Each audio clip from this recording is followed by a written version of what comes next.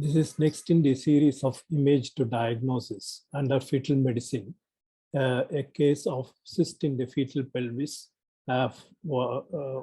first in the series of various scenarios of cysts in the pelvis. This is an axial scan of a fetal pelvis at 32 weeks of gestation, and the gender is female, and you see two cysts, cyst 1 and 2. So how to go about and arrive at what is the diagnosis of this cyst? Please, if you wish to go through the workup of this case scenario of fetal medicine, please log into www.sonoshare.in. Go to click on the categories to go to the section on image to diagnosis fetal medicine.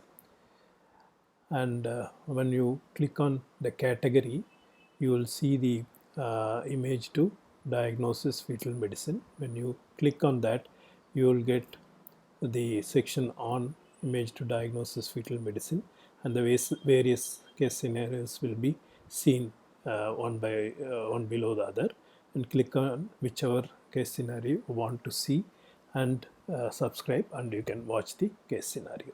Thank you.